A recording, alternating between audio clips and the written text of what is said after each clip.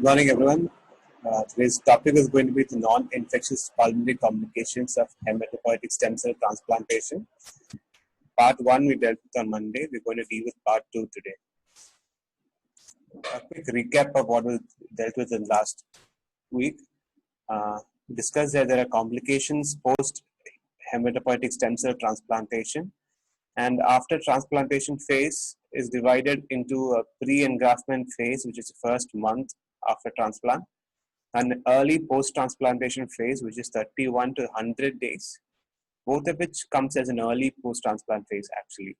And the late post-transplantation phase, which is more than 100 days. And we discussed what are the complications of each of this. We are dealing with only the non-infectious part. Last week, we discussed the pre-engraftment phase complications, namely pulmonary edema, diffuse alveolar hemorrhage, PERDS, and idiopathic pneumonia syndrome. Coming to today's topic, the next most important complication that can be seen is graft versus host disease, or GVHD. It can be divided into acute, which is within first 100 days post-transplantation, and chronic, which is more than 100 days after transplantation. Pathology of this is it results from an immune reaction between the donor mediated by the donor T lymphocytes that recognize the recipient's tissue as a foreign body. Now, how does it occur? It occurs in two phases. One is a host antigen presenting cell activation, which is activated during the conditioning phase during myeloablation, where the chemotherapy and radiotherapy is given, and it damages the host tissue, releasing TNF alpha, interleukin 1, and LPS, which activates the host antigen presenting cell, which in turn activates a donor T cell upon transfusion, which transforms the T helper 1 cells and activates the cytotoxic lymphocyte, T lymphocytes, which again releases tumor necrosis factor alpha, interleukin 1, etc., causing target cell apoptosis.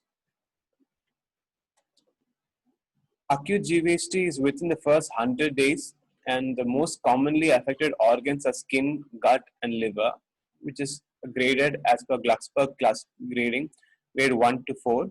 Grade 3 and 4 are the ones that can have lung involvement. However, pulmonary complications of acute GVHD are minimal and hence not dealt with in this topic. Chronic GVHD, however, is much more common. It's more common in an allogenic transplantation. It is also an immune-mediated reaction of the donor T lymphocytes against a host tissue. Median time of onset is 5 months, which is a range of anywhere between 1 to 13 months post-transplantation. Clinical features will include dyspnea, dry cough, crepitations with or without wheeze, and low-grade fever, which is usually less common. The pulmonary manifestations of chronic GVHD, these are to be remembered as histopathological variants: bronchiolitis obliterans, lymphocytic bronchitis or bronchiolitis with interstitial pneumonitis. Clinically, it is classified as non-classifiable interstitial pneumonia, cryptogenic organizing pneumonia, and diffuse alveolar damage. Now, it is diagnosed with the NIH consensus criteria, which divides it into mild, moderate, and severe. Mild having involvement of 2 or less organs with no significant functional impairment. Moderate being 3 or more organs involvement with no significant functional impairment, or at least 1 organ with significant functional impairment but no major disability. And severe meaning major disability is there.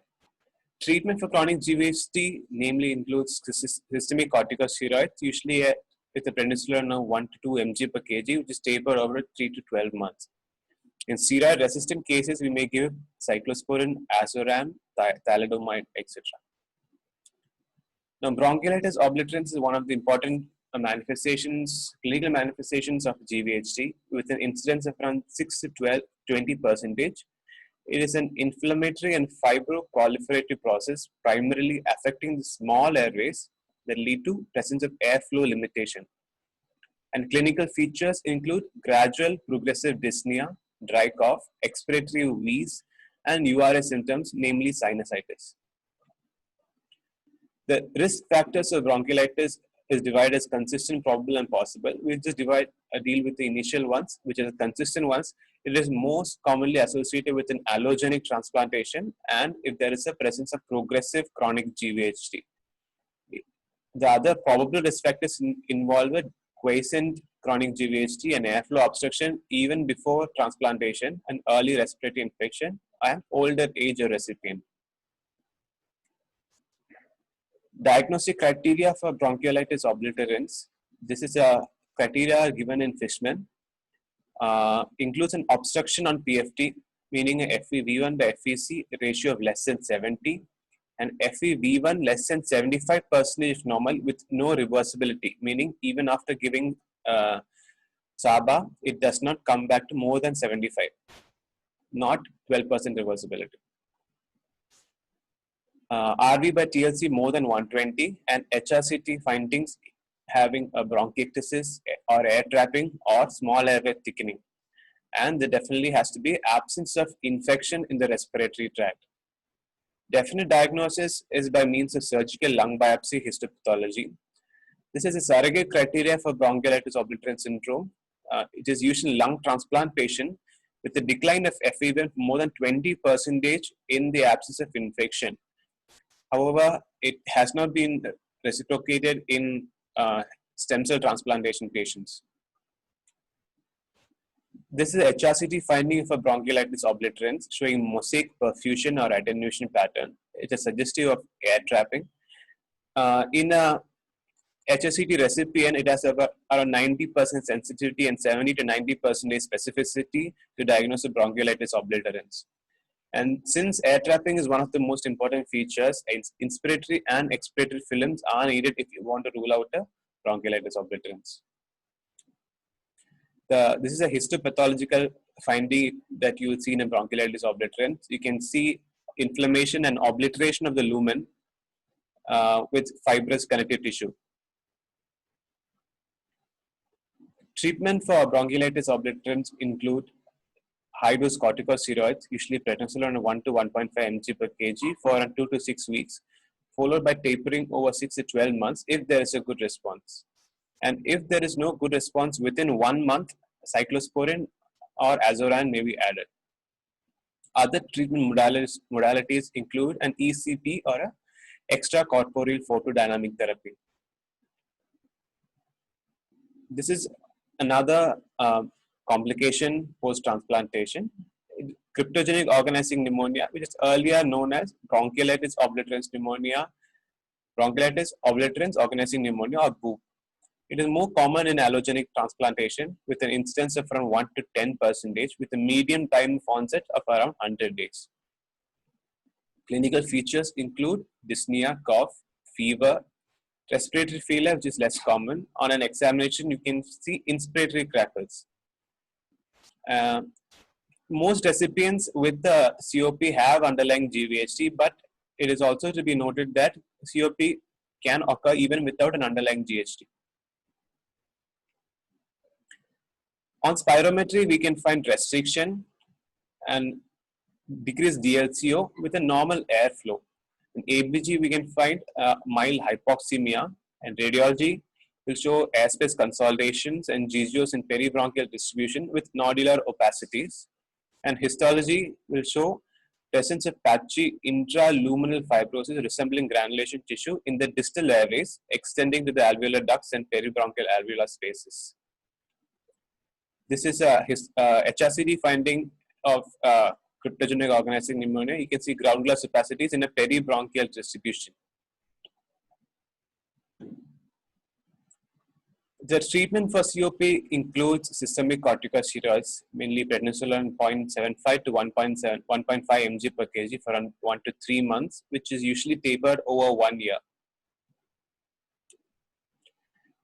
This is a table to note the differences between bronchiolitis obliterans and a bronchiolitis obliterans organizing pneumonia. Clinical features wise, bronchiolitis obliterans usually does not have a fever, whereas organizing pneumonia can have a fever associated with. Otherwise, dyspnea and cough are common for both. Both of them are common in an allogenic transplantation. Radiologically, in a bronchiolitis obliterans, there won't be any parenchymal infiltrates. Classical feature is a mosaic perfusion pattern and air trapping on an expiratory phase with bronchiectasis. However, in organized pneumonia, you can see patchy, circumcised consolidation, GGOs, nodular opacities, and a reversed halo sign. And PFT wise, in a bronchiolitis obliterans is always a obstructive patterns, as is in the name, and an organized pneumonia is a restrictive pattern. Prognosis for bronchiolitis obliterans is quite poor compared to an organized pneumonia, which usually improves well with treatment. This is another complication of stem cell transplantation. It is a rare occurrence as a consequence of HSCT. PVOD is described as an intimal proliferation and fibrosis of the pulmonary venules and small veins that result in progressive vascular obstruction with high pulmonary and capillary pressure, with a mean onset of around 3 to 4 months, and clinical features will include dyspnea and fatigue. PFT wise, we can find mild restriction with a reduced DLCO and echo showing PAH. X-ray and CT will show pleural effusion, mosaic, GGOs, nodular opacities. However, if you do CTPA, you will not find any thrombosis. Treatment will include lung transplantation as a definitive treatment. However, corticosteroids have been shown to have minimal role in reducing the pulmonary edema. Vasodilators in this case for the PAH have to be used with caution as it can precipitate the pulmonary edema. Pulmonary cytolytic thrombi or PCT is also an unusual complication of HSCT. It is mostly as a complication of GVHD. It has a median onset of around 3 days. It is mostly characterized by fever as compared to other respiratory illnesses. CT will show multiple peripheral lung nodules, and diagnosis definitely is made by open lung biopsy, which shows necrotic basophilic thromboemboli occluding medium and large size blood vessels. Thoracic air leak syndrome is another rare complication of HSCT. It is a life-threatening complication with a medium onset of around 250 days.